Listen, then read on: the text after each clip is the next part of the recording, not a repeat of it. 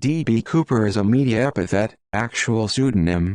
Dan Cooper used to describe an unidentified man who hijacked a Boeing 727 aircraft in United States airspace between Portland and Seattle on the afternoon of November 24, 1971. After a stop at Seattle-Tacoma Airport to collect $200,000 in ransom, equivalent to $1.28 million today, and 4 parachutes, he leapt to an uncertain fate over southwestern Washington. Despite an extensive manhunt and a 45-year-long FBI investigation, the perpetrator's identity and fate remain unknown. The crime remains the only unsolved air piracy in commercial aviation history. The man purchased his airline ticket using the alias Dan Cooper but, because of a news miscommunication, became known in popular lore as D.B. Cooper. Available evidence and a preponderance of expert opinion suggested that Cooper probably did not survive his high-risk jump, but the FBI nevertheless maintained an active investigation for 45 years after the hijacking. Despite a case file that grew to over 60 volumes over that period, no definitive conclusions were reached regarding Cooper's true identity or fate. Numerous theories of widely varying plausibility have been proposed over the years by investigators, reporters, and amateur enthusiasts.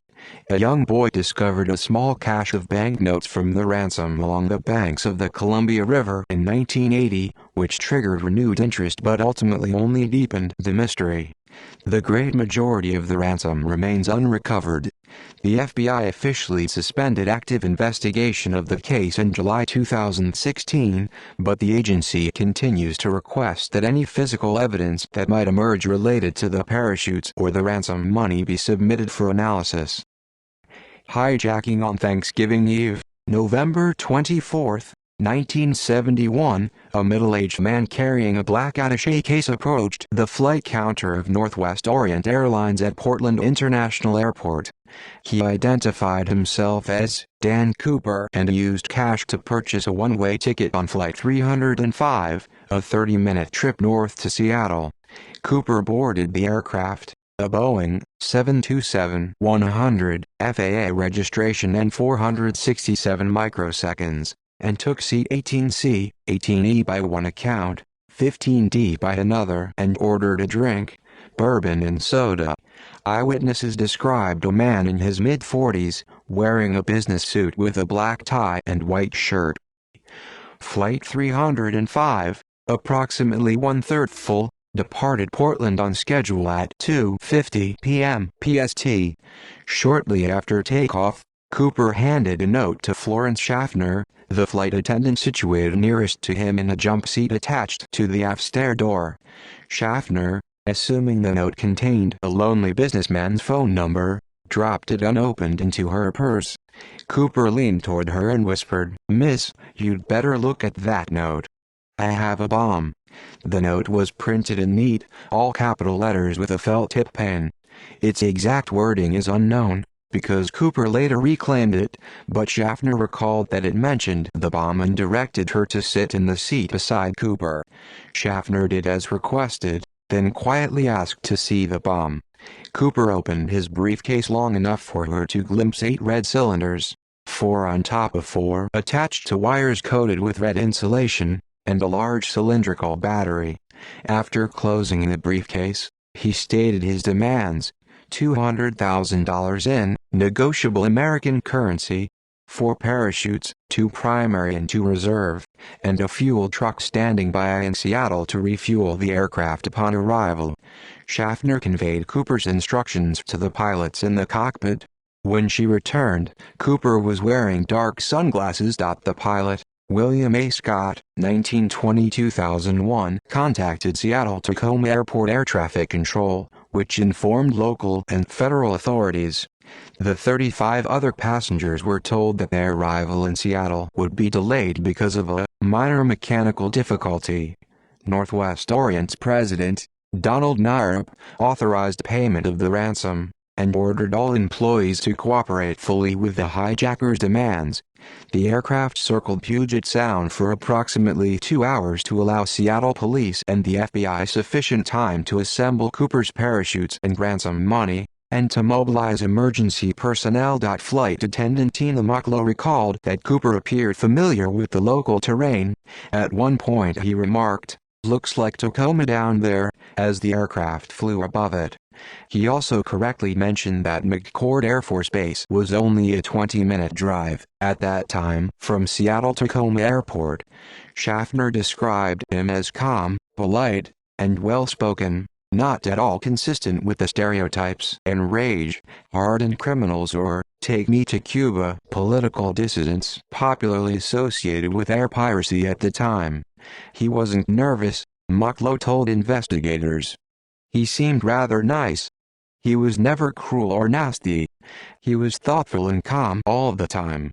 He ordered a second bourbon and soda, paid his drink tab, and attempted to give Mucklow the change, and offered to request meals for the flight crew during the stop in Seattle. FBI agents assembled the ransom money from several Seattle area banks, 10,000 unmarked $20 bills, most with serial numbers beginning with the letter L indicating issuance by the Federal Reserve Bank of San Francisco, and most from the 1963 or 1969 series, and made a microfilm photograph of each of them. Cooper rejected the military-issue parachutes offered by McCord AFB personnel, instead demanding civilian parachutes with manually operated ripcords. Seattle police obtained them from a local skydiving school. Passengers released at 5:24 p.m. PST, Cooper was informed that his demands had been met, and at 5:39 p.m., more than an hour after sunset, the aircraft landed at Seattle-Tacoma Airport.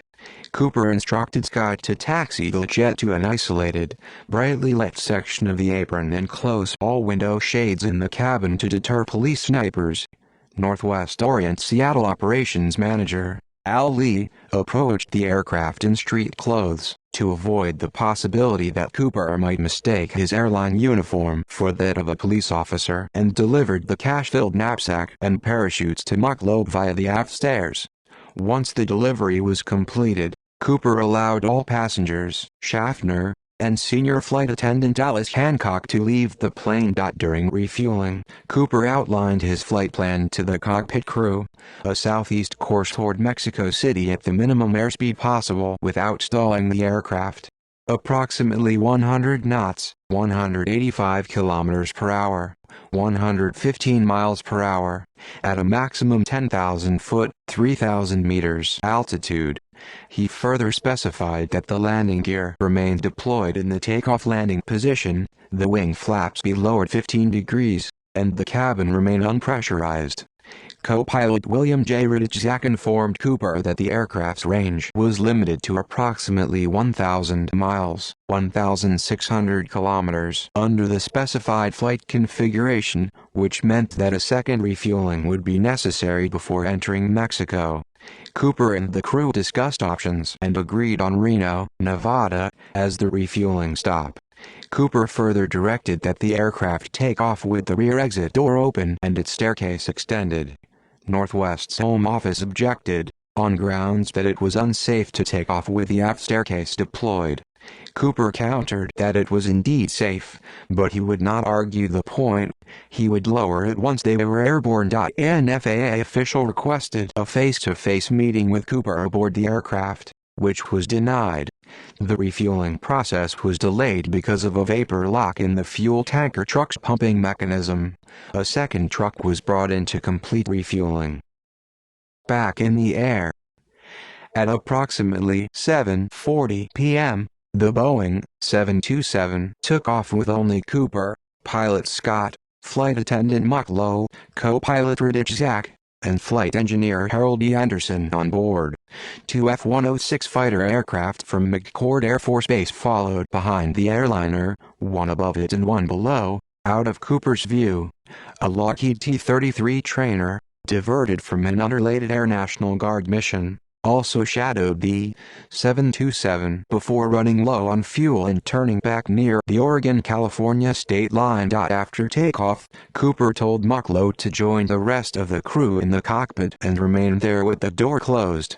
As she complied, Mucklow observed Cooper tying something, possibly the money bag, around his waist.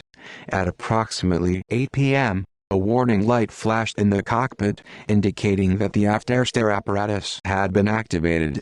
Ratazak offered assistance via the aircraft's intercom system, which Cooper refused. This was the last communication the crew had with him. The crew soon noticed a subjective change of air pressure, indicating that the aft door was open. At approximately 8:13 p.m., the aircraft's tail section sustained a sudden upward movement, large enough to require trimming to bring the plane back to level flight. At approximately 10:15 p.m., Scott and Ratazak landed the 727, with the aft air stair still deployed, at Reno Airport. FBI agents, state troopers, sheriff's deputies, and Reno police surrounded the jet, as it had not yet been determined with certainty that Cooper was no longer aboard, but an armed search quickly confirmed his absence. Investigation FBI agents recovered 66 unidentified latent fingerprints aboard the airliner. The agents also found Cooper's black clip-on tie, his tie clip and 2 of the 4 parachutes, one of which had been opened and 2 shroud lines cut from the canopy. Authorities interviewed eyewitnesses in Portland, Seattle and Reno.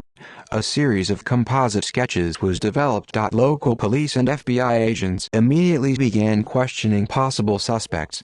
One of the first was an Oregon man with a minor police record named D.B. Cooper, contacted by Portland police on the off chance that the hijacker had used his real name or the same alias in a previous crime. He was quickly ruled out as a suspect, but a local reporter named James Long, rushing to meet an imminent deadline, confused the eliminated suspect's name with the pseudonym used by the hijacker. A wire service reporter, Clyde Jobin of UPI by most accounts, Joe Frazier of the AP by others, republished the error, followed by numerous other media sources. The name, D.B. Cooper, became lodged in the public's collective memory. A precise search area was difficult to define, as even small differences in estimates of the aircraft's speed, or the environmental conditions along the flight path, which varied by location and altitude, changed Cooper's projected landing point considerably. An important variable was the length of time he remained in free fall before pulling his ripcord, if indeed he succeeded in opening a parachute at all.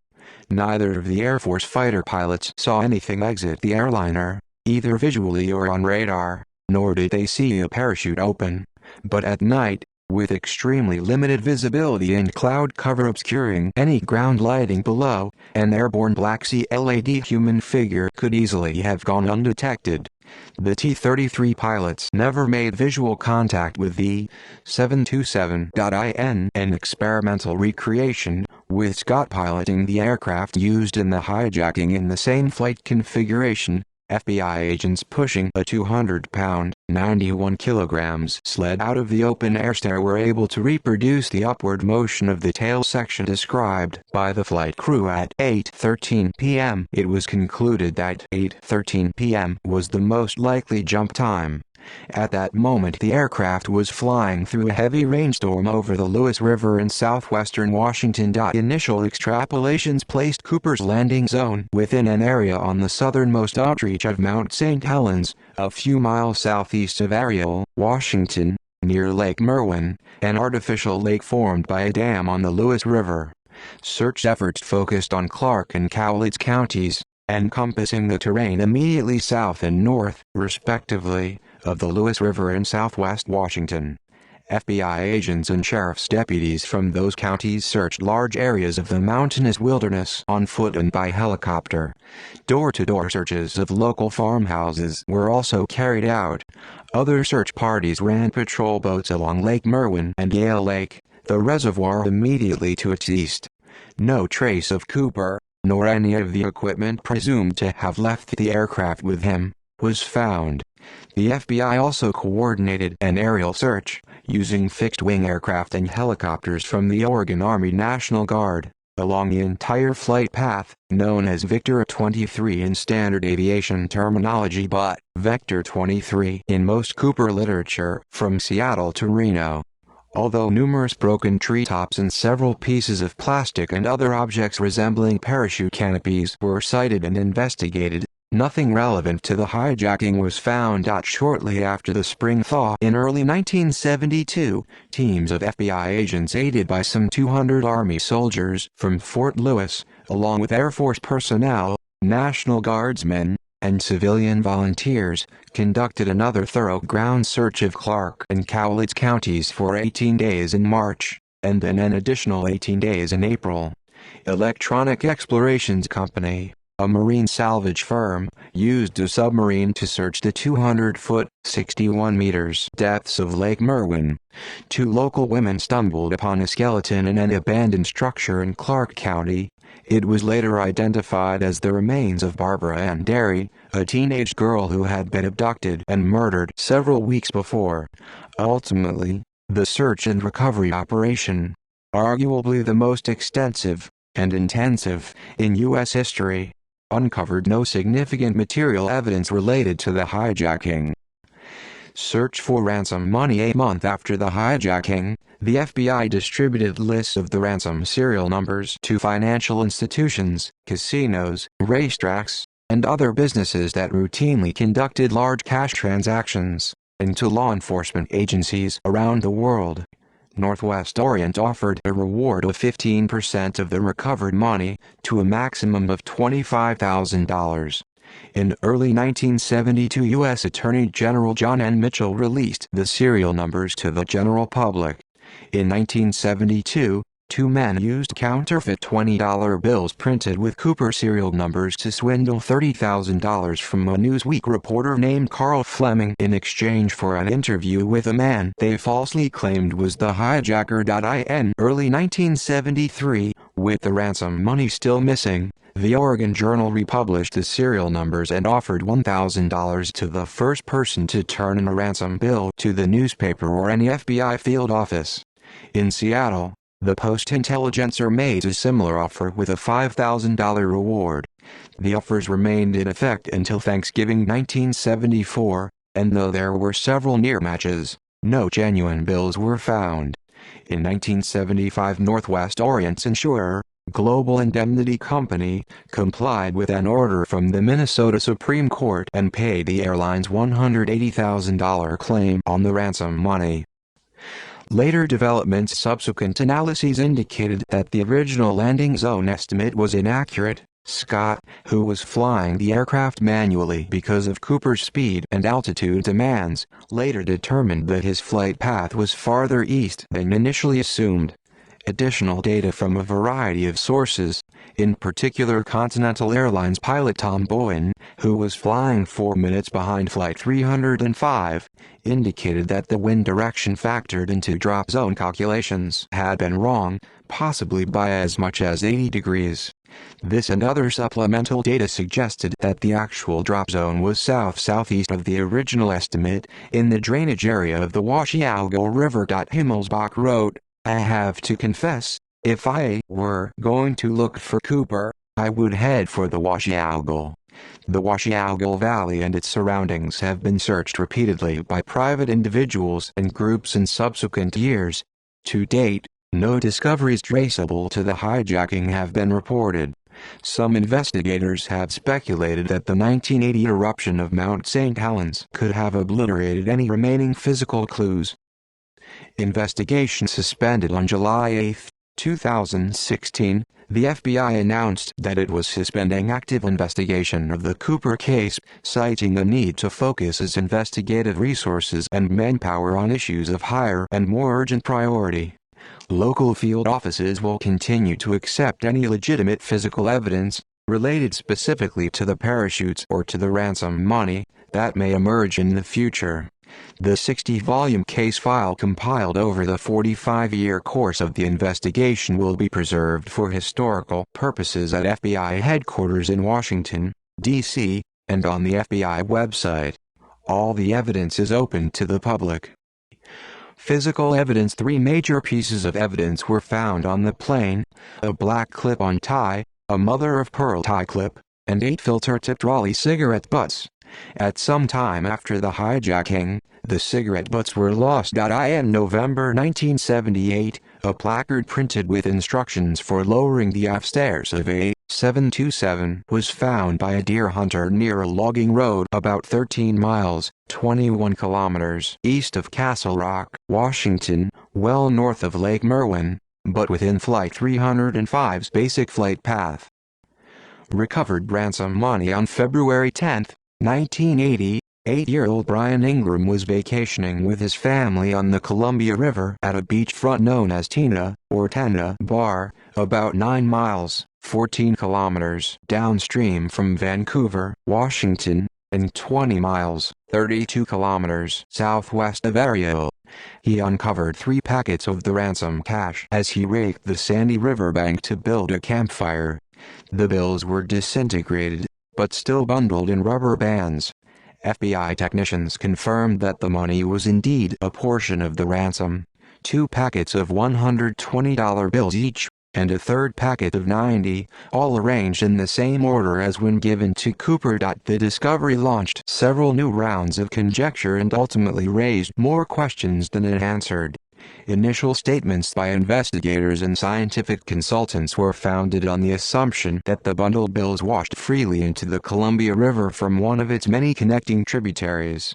An Army Corps of Engineers hydrologist noted that the bills had disintegrated in a rounded fashion and were matted together, indicating that they had been deposited by river action, as opposed to having been deliberately buried.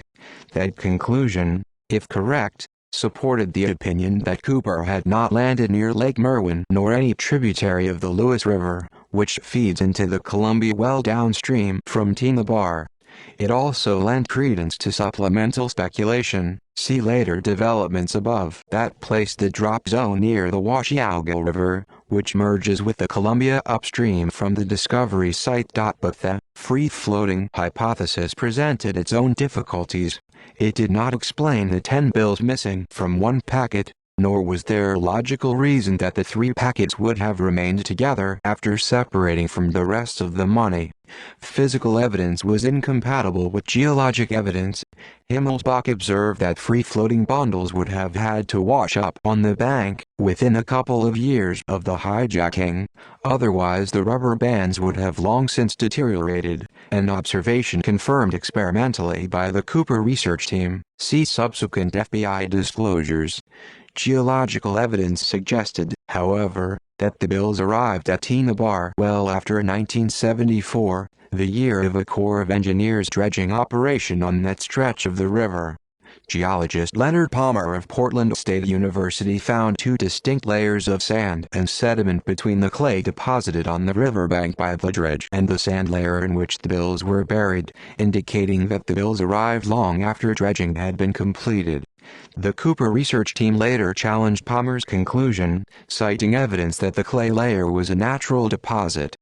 That finding, if true, favors an arrival time of less than 1 year after the event, based on the rubber band experiment, but does not help to explain how the bundles got to Tina Bar, nor from where they came. More recent analysis of diatoms found on the bills suggests that the bundles found at Tina Bar were not submerged in the river or buried dry at the time of the hijacking in November 1971.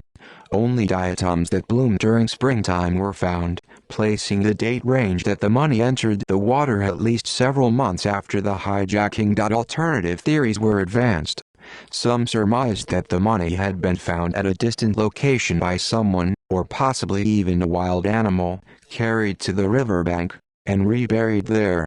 The sheriff of Cowlitz County proposed that Cooper accidentally dropped a few bundles on the air stair, which then blew off the aircraft and fell into the Columbia River.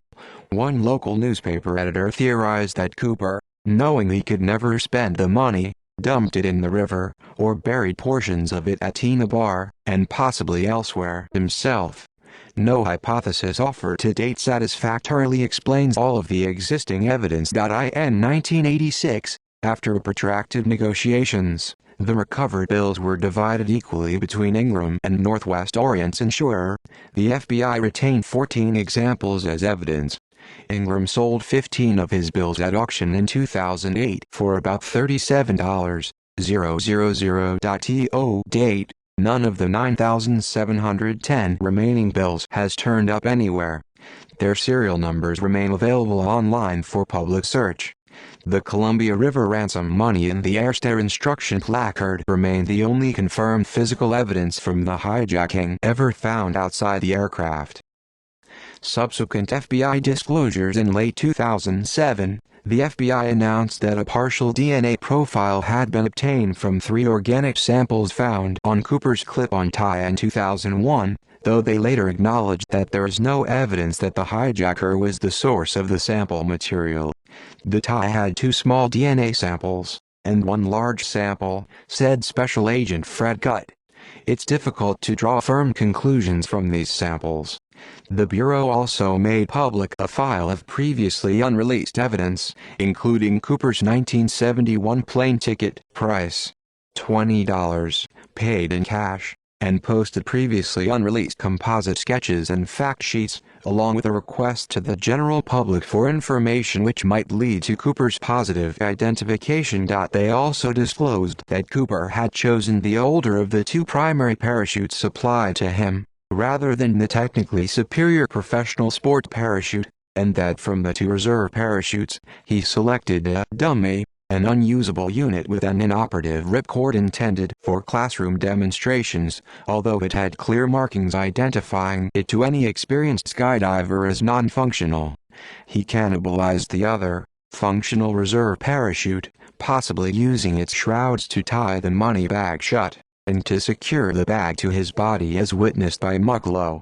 The FBI stressed that inclusion of the dummy reserve parachute, one of 4 obtained in haste from a Seattle skydiving school, was accidental. In March 2009, the FBI disclosed that Tom Kay, a paleontologist from the Burke Museum of Natural History and Culture in Seattle, had assembled a team of citizen sleuths, including scientific illustrator Carol Bratzensquist and metallurgist Alan Stone.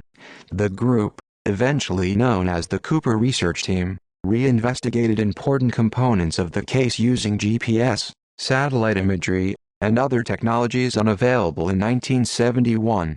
Although they gained little new information about the buried ransom money or Cooper's landing zone, they were able to find and analyze hundreds of minute particles on Cooper's tie using electron microscopy.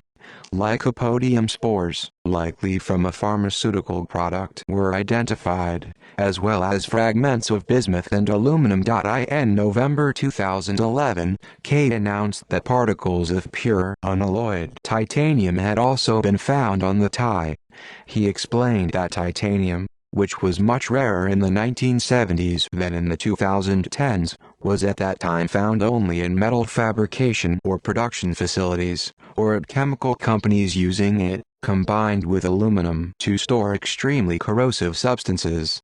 The findings suggested that Cooper might have been a chemist or a metallurgist, or possibly an engineer or manager, the only employees who wore ties in such facilities at that time in a metal or chemical manufacturing plant, or at a company that recovered scrap metal from those types of factories. In January 2017, Kay reported that rare earth minerals such as cerium and strontium sulfide had also been identified among particles from the tie.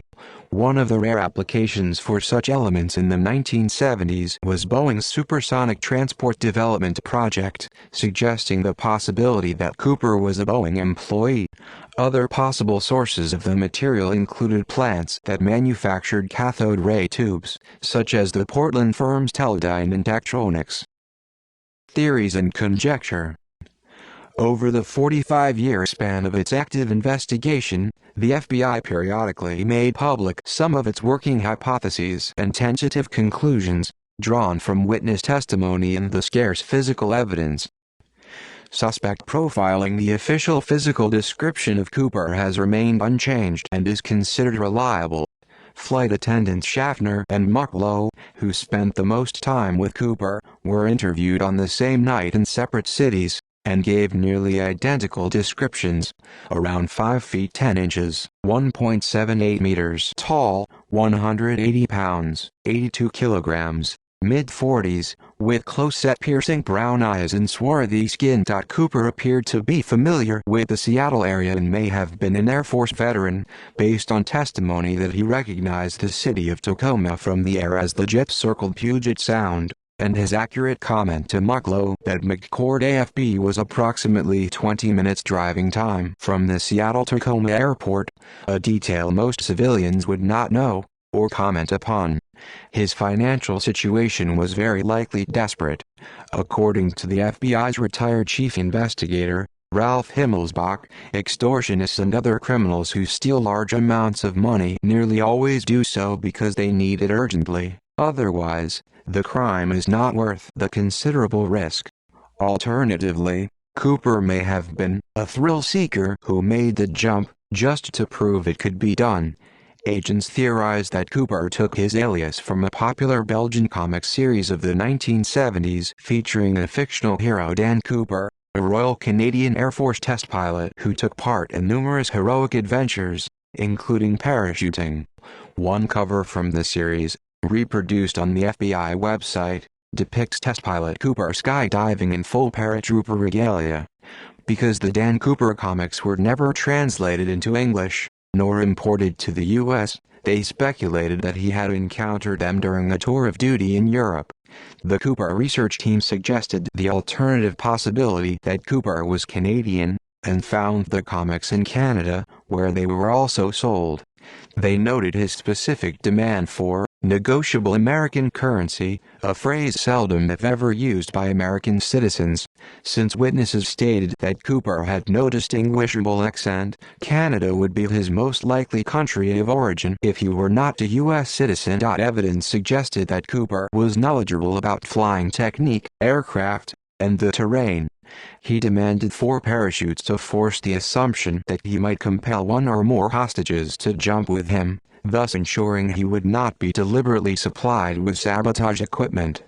He chose a 727-100 aircraft because it was ideal for a bailout escape, owing not only to its aft airstair but also to the high, aftward placement of all 3 engines, which allowed a reasonably safe jump despite the proximity of the engine exhaust. It had single-point fueling capability, a then recent innovation that allowed all tanks to be refueled rapidly through a single fuel port. It also had the ability, unusual for a commercial jet airliner, to remain in slow, low-altitude flight without stalling, and Cooper knew how to control its airspeed and altitude without entering the cockpit, where he could have been overpowered by the 3 pilots. In addition, Cooper was familiar with important details, such as the appropriate flap setting of 15 degrees, which was unique to that aircraft, and the typical refueling time. He knew that the aft airstair could be lower during flight, a fact never disclosed to civilian flight crews, since there was no situation on a passenger flight that would make it necessary, and that its operation, by a single switch in the rear of the cabin, could not be overridden from the cockpit. He also may have known that the Central Intelligence Agency was, at the time, using 727s to drop agents and supplies behind enemy lines during the Vietnam War. According to Kay's research team, Cooper's meticulous planning might also have extended to the timing of his operation and even his choice of attire. The FBI searched but couldn't find anyone who disappeared that weekend, Kay wrote, suggesting that the perpetrator had returned to his normal occupation. If you were planning on going back to work on Monday, then you would need as much time as possible to get out of the woods, find transportation and get home. The very best time for this is in front of a 4-day weekend, which is the timing Dan Cooper chose for his crime.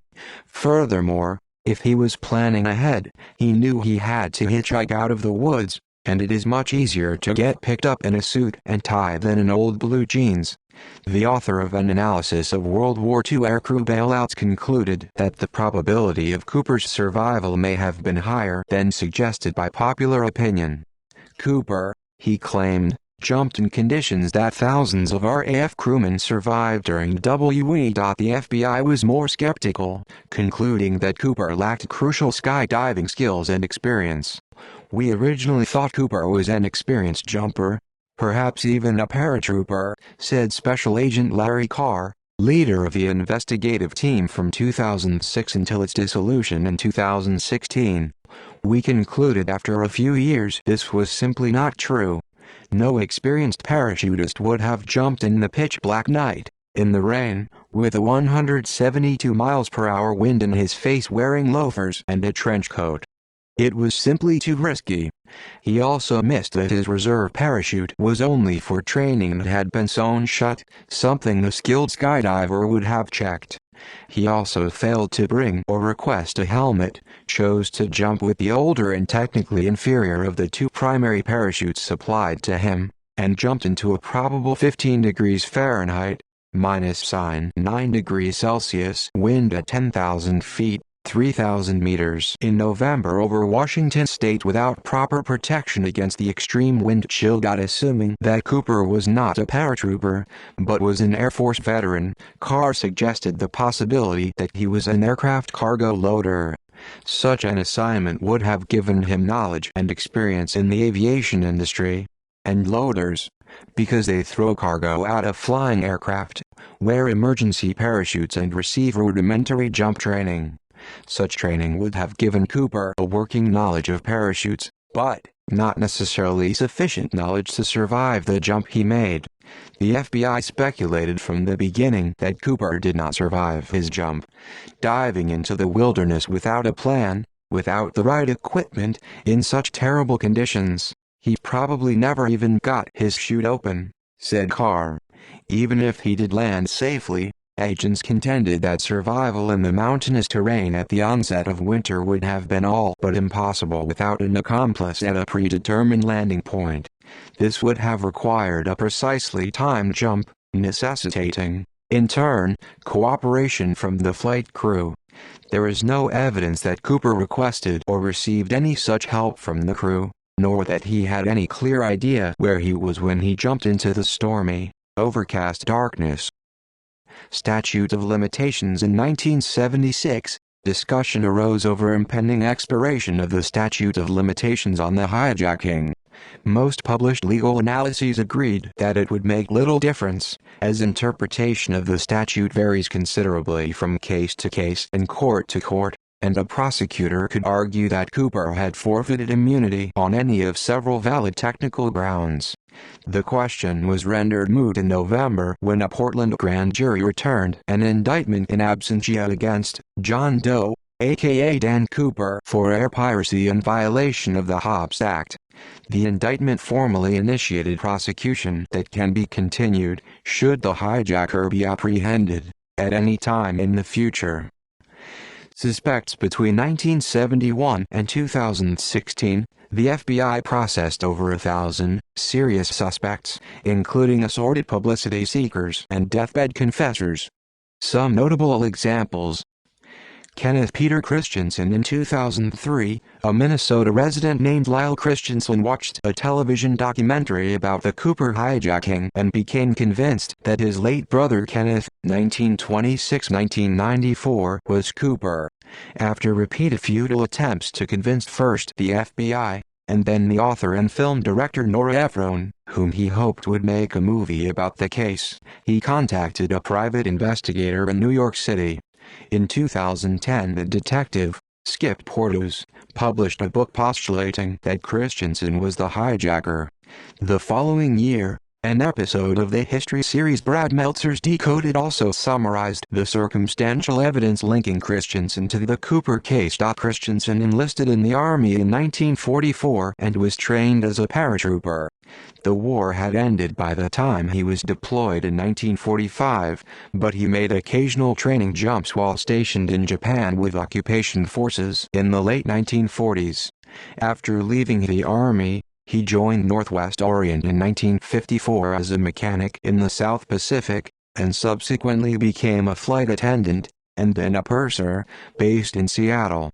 Christensen was 45 years old at the time of the hijacking, but he was shorter, 5 feet 8 or 173 centimeters, thinner, 150 pounds or 68 kilograms, and lighter complected than eyewitness descriptions. Christensen smoked, as did the hijacker, and displayed a particular fondness for bourbon, the drink Cooper had requested. He was also left-handed. Evidence photos of Cooper's black tie show the tie clip applied from the left side, suggesting a left-handed wearer. Schaffner told a reporter that photos of Christensen fit her memory of the hijacker's appearance more closely than those of other suspects she had been shown, but could not conclusively identify him. Christensen reportedly had purchased a house with cash a few months after the hijacking. While dying of cancer in 1994, he told Lyle, "There is something you should know, but I cannot tell you." Lyle said he never pressed his brother to explain. After Christensen's death, family members discovered gold coins and a valuable stamp collection, along with over $200,000 in bank accounts. They also found a folder of Northwest Orient news clippings which began about the time he was hired in the 1950s, and stopped just before the date of the hijacking, although the hijacking was by far the most momentous news event in the airline's history.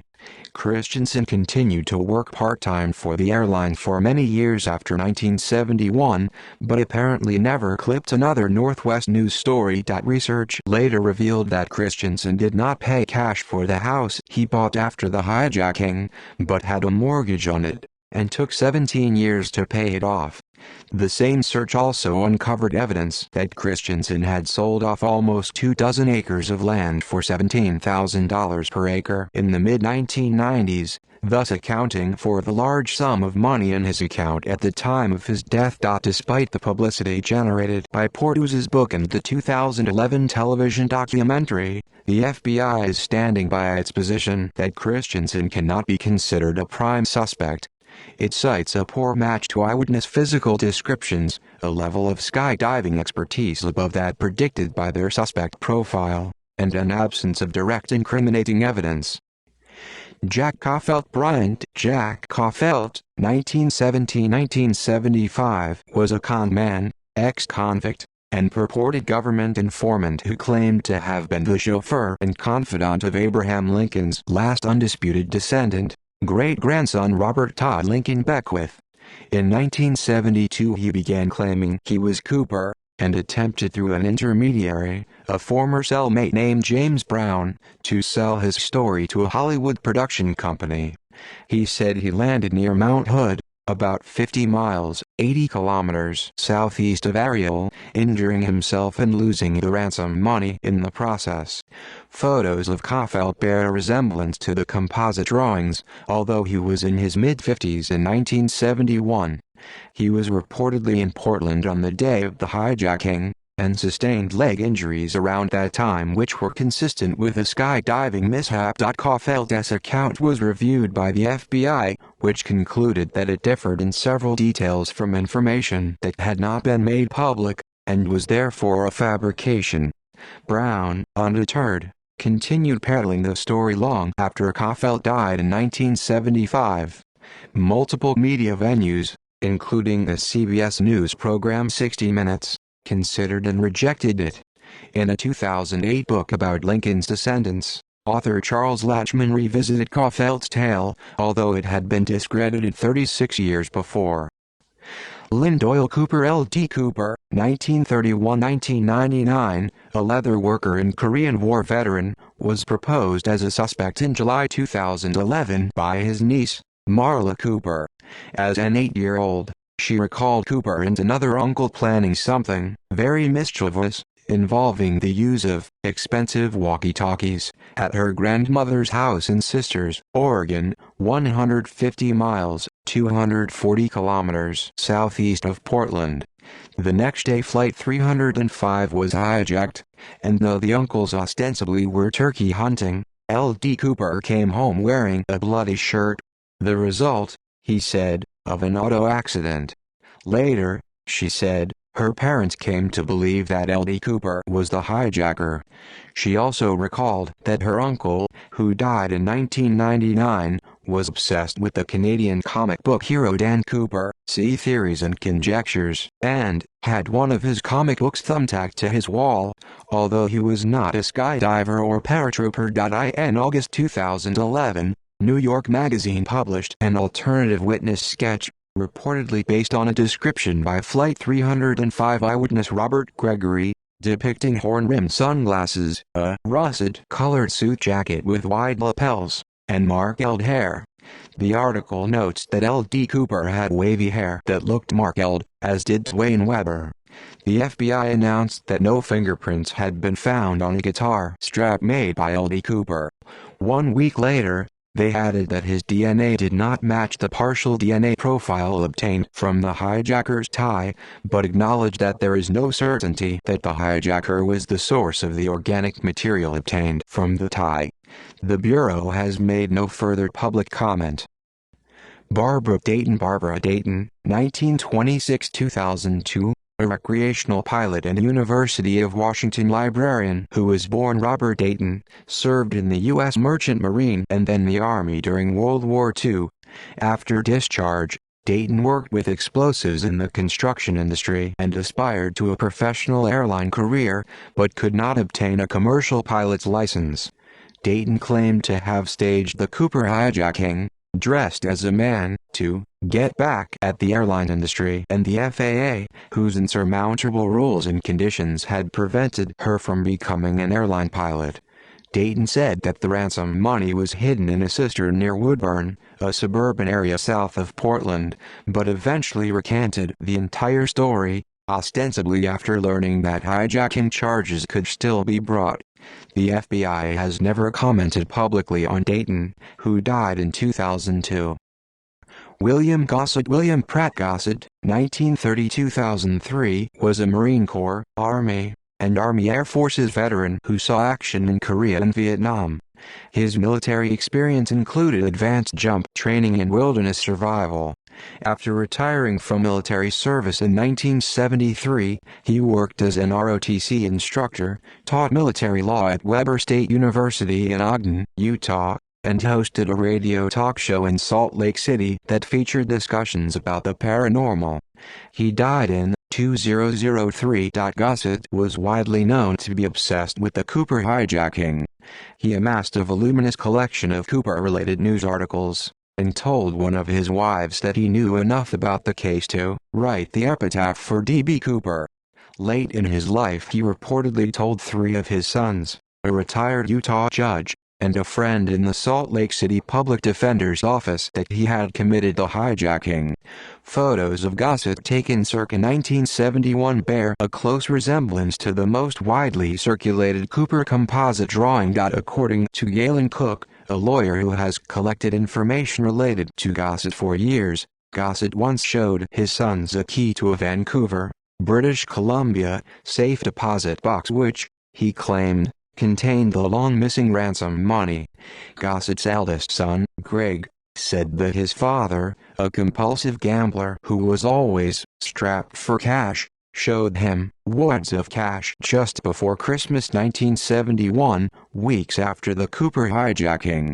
He speculated that Gossett gambled the money away in Las Vegas. In 1988, Gossett changed his name to Wolfgang and became a Roman Catholic priest, which Cook and others interpreted as an effort to disguise his identity. Other circumstantial evidence includes testimony that Cook claims to have obtained from William Mitchell, a passenger on the hijacked aircraft, regarding a mysterious, physical detail, which he will not divulge, common to the hijacker and Gossett. Cook also claims to have found possible links to Gossett in each of 4 letters signed by D.B. Cooper and mailed to 3 newspapers within days after the hijacking, although there is no evidence that the actual hijacker created or mailed any of the letters. The FBI has no direct evidence implicating Gossett, and cannot even reliably place him in the Pacific Northwest at the time of the hijacking. There is not one link to the D.B. Cooper case, said Special Agent Carr, other than the statements Gossett made to someone. Robert Richard Lepsey, born c. 1937, was a 33-year-old grocery store manager and married father of 4 from Grayling, Michigan, who disappeared in October 1969. His vehicle was found 3 days later at a local airport, and a man matching Lepsey's description was reportedly seen boarding a flight to Mexico. Authorities concluded that Lepsy had left voluntarily and closed their investigation. 2 years after the Cooper hijacking, family members noted that Lepsy's physical features resembled those in the Cooper composite drawings, and asserted that Cooper's clothing was described as very similar to Lepsy's grocery store uniform. Lepsy was declared legally dead in 1976. One of Lepsy's daughters submitted a DNA sample to the FBI in 2011, with unknown results. Although Lepsy was proposed as a Cooper suspect in a 2014 book, there is no record of public comment on him from the FBI. John List. John Emil List, 1925–2008, was an accountant, World War II and Korean War veteran who murdered his wife, 3 teenage children, and 85-year-old mother in Westfield, New Jersey, 15 days before the Cooper hijacking, withdrew $200,000 from his mother's bank account, and disappeared. He came to the attention of the Cooper task force due to the timing of his disappearance, multiple matches to the hijacker's description, and the reasoning that a fugitive accused of mass murder has nothing to lose. After his capture in 1989, List admitted to murdering his family, but denied any involvement in the Cooper hijacking. Although his name continues to crop up in Cooper articles and documentaries, no substantial evidence implicates him, and the FBI no longer considers him a suspect. He died in prison in 2008. Ted Mayfield. Theodore Ernest Mayfield, 1935–2015, was a Special Forces veteran, pilot, competitive skydiver, and skydiving instructor who served time in 1994 for negligent homicide after 2 of his students died when their parachutes failed to open. Later, he was found indirectly responsible for 13 additional skydiving deaths due to faulty equipment and training. His criminal record also included armed robbery and transportation of stolen aircraft. In 2010, he was sentenced to 3 years probation for piloting a plane 26 years after losing his pilot's license and rigging certificates. He was suggested repeatedly as a suspect early in the investigation, according to FBI agent Ralph Himmelsbach, who knew Mayfield from a prior dispute at a local airport. He was ruled out, based partly on the fact that he called Himmelsbach less than 2 hours after Flight 305 landed in Reno to volunteer advice on standard skydiving practices and possible landing zones. In 2006, 2 amateur researchers named Daniel Dvorak and Matthew Myers proposed Mayfield as a suspect once again, asserting that they had assembled a convincing circumstantial case. They theorized that Mayfield called Himmelsbach not to offer advice, but to establish an alibi, and they challenged Himmelsbach's conclusion that Mayfield could not possibly have found a phone in time to call the FBI less than 4 hours after jumping into the wilderness at night. Mayfield denied any involvement, and repeated a previous assertion that the FBI called him 5 times while the hijacking was still in progress to ask about parachutes, local skydivers, and skydiving techniques. Himmelsbach said the FBI never called Mayfield. Mayfield further charged that Dvorak and Myers asked him to play along with their theory, and "we'll all make a lot of money." Dvorak and Myers called any inference of collusion a blatant lie. The FBI offered no comment beyond Himmelsbach's original statement that Mayfield, who died in 2015, was ruled out as a suspect early on. Richard McCoy, Jr.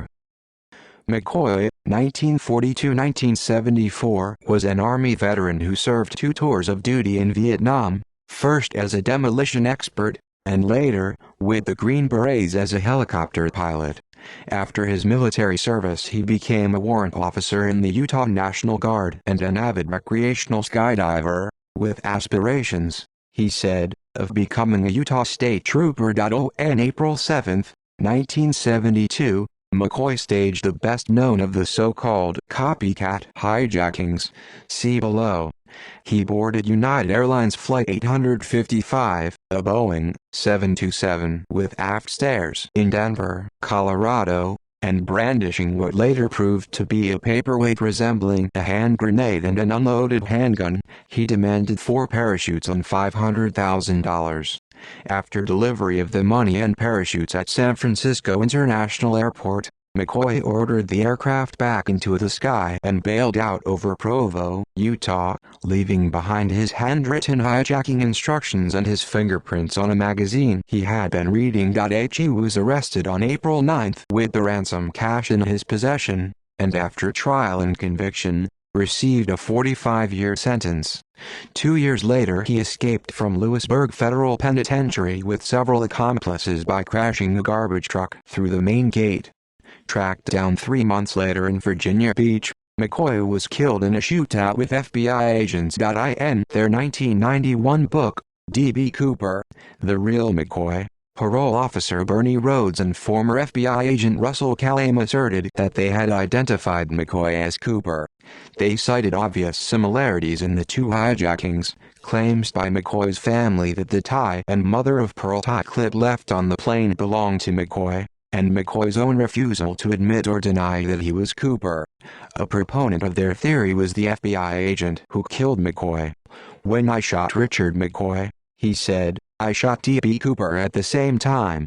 Although there is no reasonable doubt that McCoy committed the Denver hijacking, the FBI does not consider him a suspect in the Cooper case because of mismatches in age and description, a level of skydiving skill well above that thought to be possessed by the hijacker, and credible evidence that McCoy was in Las Vegas on the day of the Portland hijacking, and at home in Utah the day after, having Thanksgiving dinner with his family. Sheridan Peterson.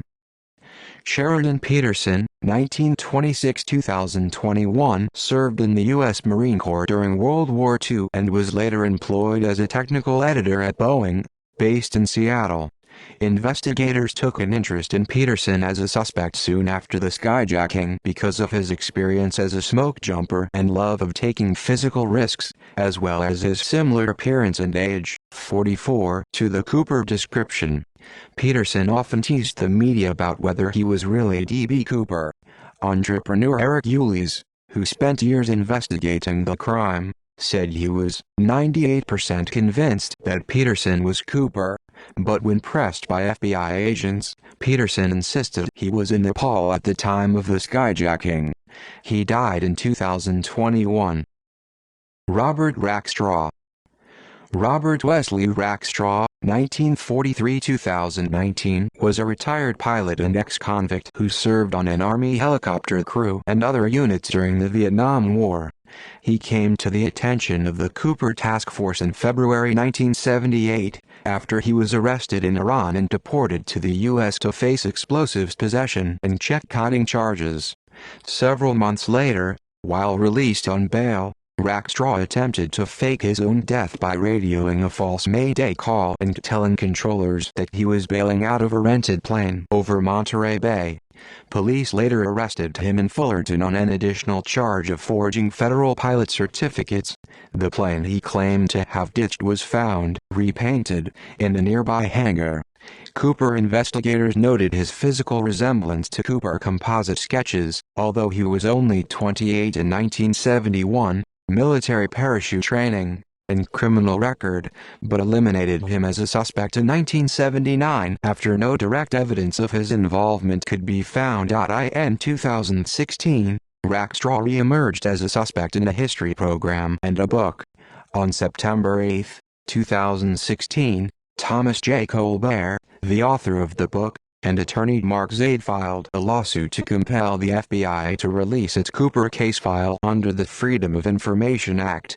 The suit alleges that the FBI suspended active investigation of the Cooper case in order to undermine the theory that Rackstraw is D.B. Cooper so as to prevent embarrassment for the Bureau's failure to develop evidence sufficient to prosecute him for the crime. In 2017, Colbert and a group of volunteer investigators uncovered what they believed to be a decades-old parachute strap at an undisclosed location in the Pacific Northwest. This was followed later in 2017 with a piece of foam suspected of being part of Cooper's parachute backpack. In January 2018, Tom and Donna Colbert reported that they had obtained a confession letter originally written in December 1971 containing codes that matched 3 units Rackstraw was a part of while in the Army. They charged that the FBI refused to acknowledge the findings because it would have to admit that amateur sleuths had cracked a case the Bureau couldn't. One of the Flight 305 flight attendants reportedly did not find any similarities between photos of Rackstraw from the 1970s and her recollection of Cooper's appearance. Rackstraw's attorney called the renewed allegations the stupidest thing I've ever heard, and Rackstraw himself told People.com, "It's a lot of expletive, and they know it is." The FBI declined further comment. Rackstraw stated in a 2017 phone interview that he lost his job over the 2016 investigations. "I told everybody I was the hijacker," Rackstraw told Colbert, before explaining the admission was a stunt. He died in 2019. Walter Arica.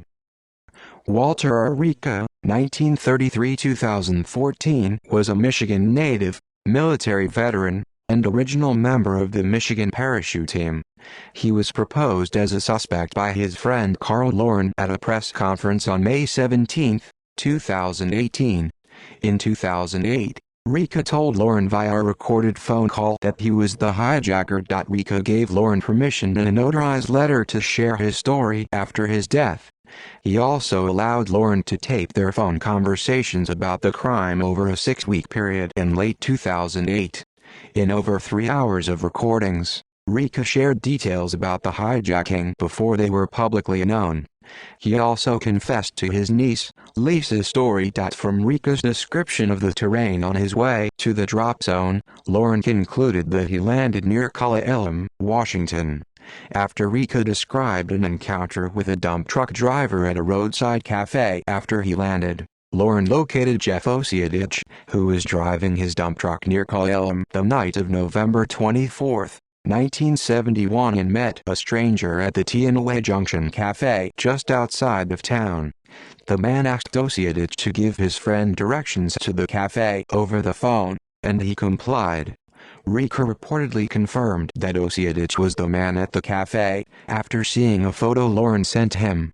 According to Lauren, Joe Koenig, a forensic investigator, found no evidence of tampering or manipulation, and no discrepancies from available FBI records that eliminated Rica as a suspect. Koenig later published a book on Cooper, titled Getting the Truth. IMDb Cooper. Independent observers have noted that Tullahoma is well north and east of Flight 305's known flight path, more than 150 miles, 240 kilometers north of the drop zone assumed by most experts, and even further from Tina Bar, where a portion of the ransom money was found. They also point out that Rica, who died in 2014, was a military paratrooper and private skydiver with hundreds of jumps to his credit, a direct contradiction to the FBI's publicized profile. The Bureau issued its usual post-2016 statement that it would be inappropriate to comment on specific tips provided to them, and that no evidence to date had proved the culpability of any suspect beyond a reasonable doubt. William J. Smith. In November 2018, The Oregonian published an article proposing William J. Smith, 1928–2018, of Bloomfield, New Jersey, as a suspect. The article was based on research conducted by an Army data analyst, who sent his findings to the FBI in mid-2018.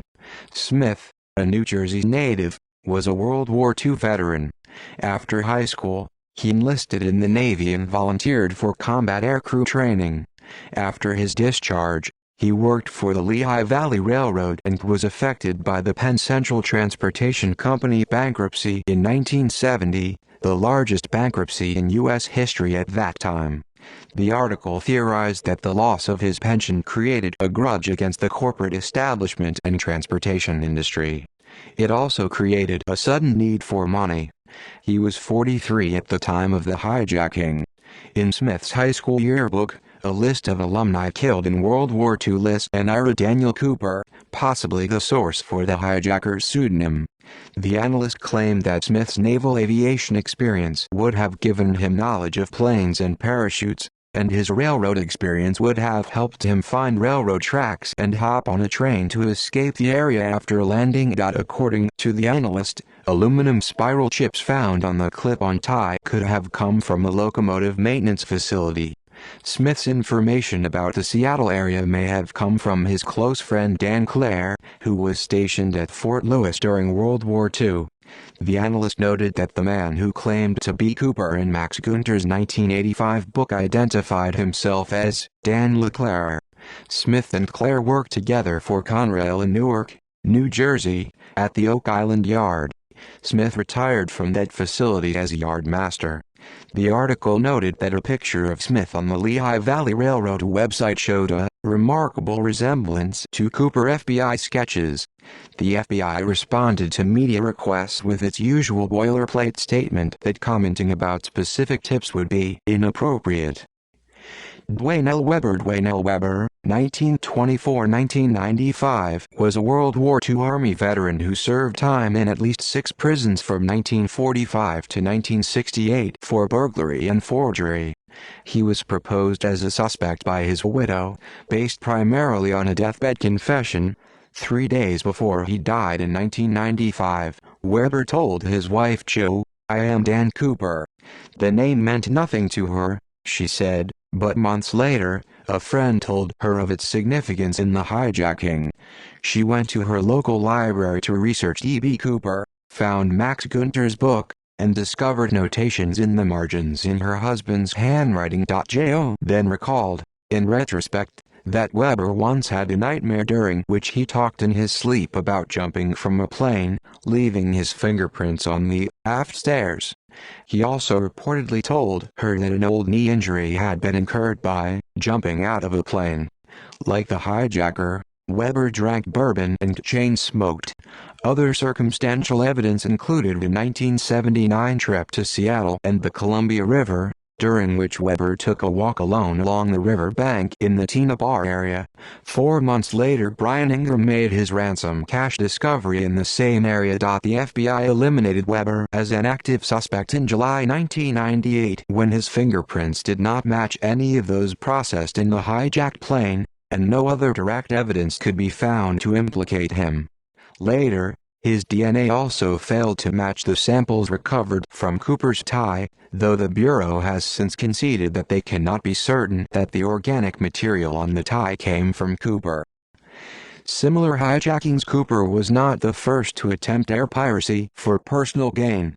In early November 1971, for example, a Canadian man named Paul Joseph Sunday hijacked an Air Canada DC-8 over Montana, but was overpowered by the crew when he put down his shotgun to strap on the parachute he had brought with him.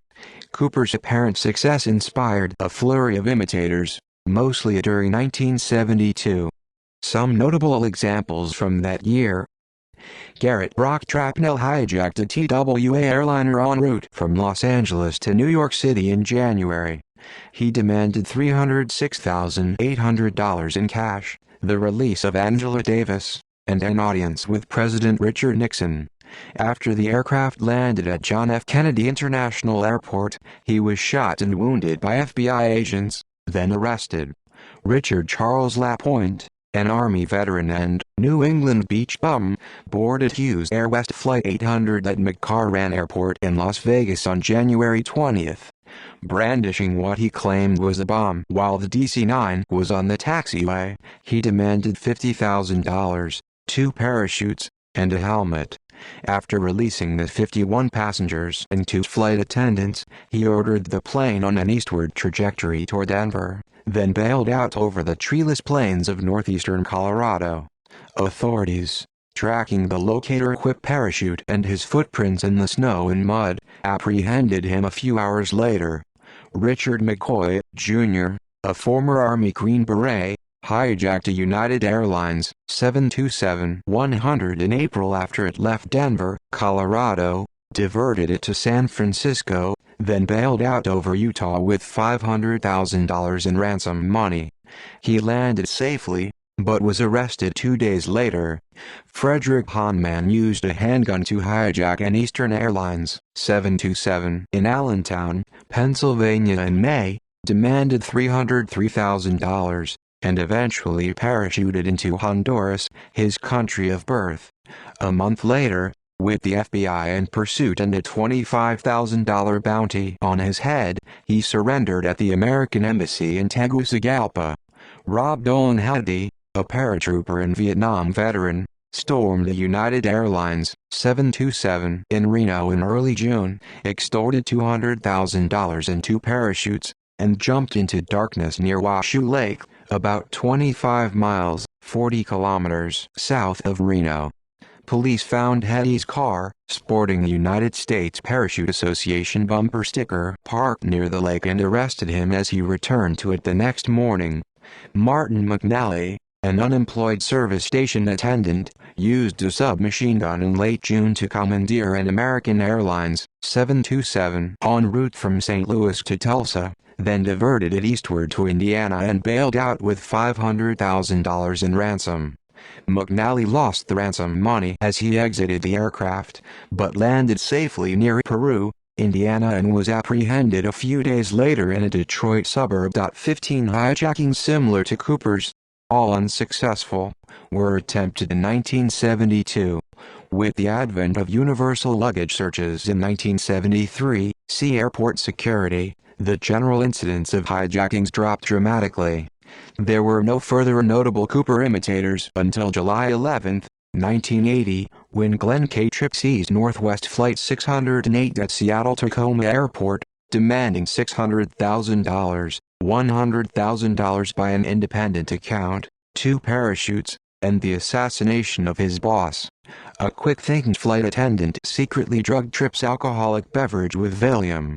After a 10-hour standoff, during which Tripp reduced his demands to 3 cheeseburgers and a ground vehicle in which to escape, he was apprehended. But on January 21, 1983, while still on probation, he hijacked the same Northwest flight, this time en route, and demanded to be flown to Afghanistan. When the plane landed in Portland, he was shot and killed by FBI agents. Aftermath. Airport security. The Cooper hijacking marked the beginning of the end for unfettered and unscrutinized commercial airline travel. Despite the initiation of the Federal Sky Marshal program the previous year, 31 hijackings were committed in U.S. airspace in 1972, 19 of them were for the specific purpose of extorting money, and most of the rest were attempts to reach Cuba. In 15 of the extortion cases, the hijackers also demanded parachutes. In early 1973, the FAA began requiring airlines to search all passengers and their bags. Amid multiple lawsuits charging that such searches violated Fourth Amendment protections against search and seizure, federal courts ruled that they were acceptable when applied universally, and when limited to searches for weapons and explosives. Only 2 hijackings were attempted in 1973, both by psychiatric patients. One hijacker, Samuel Big, intended to crash the airliner into the White House to kill President Nixon. Aircraft modifications. In the wake of multiple copycat hijackings in 1972, the FAA required that all Boeing 727 aircraft be fitted with a device, later dubbed the Cooper vane, that prevents lowering of the aft airstair during flight. As a direct result of the hijacking, the installation of peepholes was mandated in all cockpit doors. This enables the cockpit crew to observe passengers without opening the cockpit door. Subsequent history of N467 microseconds. In 1978, the hijacked 727-100 aircraft was sold by Northwest to Piedmont Airlines, where it was re-registered N838N and continued in domestic carrier service. In 1984 it was purchased by the now-defunct charter company Key Airlines, re-registered N29KA, and incorporated into the Air Force's civilian charter fleet that shuttled workers between Nellis Air Force Base and the Tonopah Test Range during the top-secret F-117 Nighthawk development program. In 1996, the aircraft was scrapped for parts in a Memphis boneyard. Death of Earl J. Cossey. On April 23, 2013, Earl J. Cossey, the owner of the skydiving school that furnished the 4 parachutes that were given to Cooper, was found dead in his home in Woodinville, a suburb of Seattle. His death was ruled a homicide due to blunt force trauma to the head. The perpetrator remains unknown. Some commenters alleged possible links to the Cooper case, but authorities responded that they have no reason to believe that any such link exists. Woodinville officials later announced that burglary was most likely the motive for the crime. In culture, Himmelsbach famously called Cooper a rotten sleazy crook, but his bold and adventurous crime inspired a cult following that was expressed in song, film, and literature. Restaurants and bowling alleys in the Pacific Northwest hold regular Cooper-themed promotions and sell tourist souvenirs. A Cooper Day celebration has been held at the Ariel General Store and Tavern each November since 1974 with the exception of 2015, the year its owner, Donna Elliott, died. Cooper has appeared in the storylines of the television series Prison Break, The Blacklist, News Radio, Leverage, Journeyman, Renegade, Num3RS, 30 Rock, Drunk History, and Loki, as well as the 1981 film The Pursuit of D.B. Cooper, the 2004 film Without a Paddle, and a book titled The Vesuvius Prophecy, based on the 4400 TV series. In 2020, John Dower released his documentary, The Mystery of D.B. Cooper. See also Cold Case Dan Cooper Comics List of aircraft hijackings. List of fugitives from justice who disappeared. References. Further reading Colbert, Thomas J. 2016. The Last Master Outlaw, How He Outfoxed the FBI 6 Times, but Not a Cold Case Team, First ed. Jacaranda Roots Publishing. p. 330. ISBN 978-0997740431. Elmore, Gene, 2010. D.B. Cooper, Aftermath. iUniverse. ISBN 1450215459. Self-published work of fiction, interwoven with some of the commonly known facts. Foreman, P. and Foreman, R. 2008. The Legend of D.B. Cooper. Death by Natural Causes.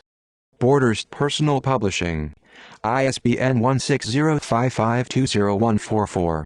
The self-published story of Barbara Dayton, who claimed to have staged the hijacking disguised as a man, then recanted her story. Grant, Walter. 2008. D.B. Cooper, Where Are You? Publication Consultants. ISBN 1594333076X. A writer's fanciful account of what may have happened. Gray, Jeffrey, 2011. Skyjack. The Hunt for D.B. Cooper. Crown. ISBN 0307451291. By the author of the 2007 New York Magazine article that proposed Kenneth Christensen as a suspect. Gunter, Max, 1985. D.B. Cooper, What Really Happened? Chicago. Contemporary Books. ISBN 978-0809251803. OCLC 12103370. Based on interviews with a woman known as Clara, who claimed to have discovered and injured Cooper 2 days after the hijacking and lived with him until he died a decade later, considered a hoax by the FBI. Himmelsbach, Ralph P., Worcester, Thomas K. 1986. Norjack. The Investigation of D.B. Cooper. West Lynn, Oregon. Norjack Project. ISBN 978-0961741501. Himmelsbach was the FBI's chief investigator on the case until his retirement in 1980. Norjack is FBI shorthand for the Cooper hijacking. Nuttall, George C. 2010. D.B. Cooper Case Exposed. J. Edgar Hoover Cover-Up. Vantage Press. ISBN 978-0533163908. Factually Unsupported Theory of Conspiracy and Cover-Up. Olson, K. Melchizedek, 2010. D.B. Cooper Hijacking. Vanishing Act. Compass Point Books. ISBN 978-0756543594. Straightforward accounting of official information and evidence. Portos, Skip, Blevins, Robert M. 2010. Into the Blast. The True Story of D.B. Cooper. Seattle, Washington. Adventure Books of Seattle. ISBN 978-0-982327180. A compilation of the circumstantial evidence implicating Kenneth Christensen. Reed, Elwood, 2005. D.B. A Novel. Anchor Books. ISBN 0385497393. A work of fiction which proposes a factually unsupported solution to the hijacking. Rhodes, B. and Callum, R. 1991. D.B. Cooper, The Real McCoy. University of Utah Press. ISBN 0874803772. Summary of the circumstantial case that copycat Richard McCoy was D.B. Cooper. Smith, Bruce A. 2016. D.B. Cooper and the FBI, A Case Study of America's Only Unsolved Hijacking. Bruce A. Smith Publishing. ISBN 978-09973120003. Case study of the hijacking to include write-ups of major suspects. Tusaw, Richard T. 1984. D.B. Cooper, Dead or Alive? Tusaw Publishing. ISBN 0960901612. Early Compendium of Information, some at variance with later, more authoritative accounts. Self-published, includes a complete listing of ransom serial numbers. External links. Citizen Sleuths. Citizen Scientist Group's ongoing investigation, D.B. Cooper Cold Case Team. Official website. FBI officially closes D.B. Cooper case after 45 years. FBI Reading Room Files of the D.B. Cooper case. PCGS Currency notifies FBI of D.B. Cooper serial numbers. A collection newspaper articles about D.B. Cooper hijacking meth number 3 in Fortnight Journal. Confidential report. Subject: the D.B. Cooper hijacking on November 24, 1971. Suspect: Kenneth Peter Christensen. The D.B. Cooper case baffled investigators for decades. Now, scientists have a new theory. The Washington Post, January 16, 2017. Includes FBI video. New suspect in D.B. Cooper skyjacking case unearthed by Army data analyst. FBI stays mum. The Oregonian, November 13, 2018. Ralph Himmelsbach, FBI agent who led search for D.B. Cooper and also handled UO bombing case, dies at 94. The Oregonian, October 4, 2019. Dunning, Brian, January 3, 2017. Skeptoid number 552, The D.B. Cooper Mystery. Skeptoid.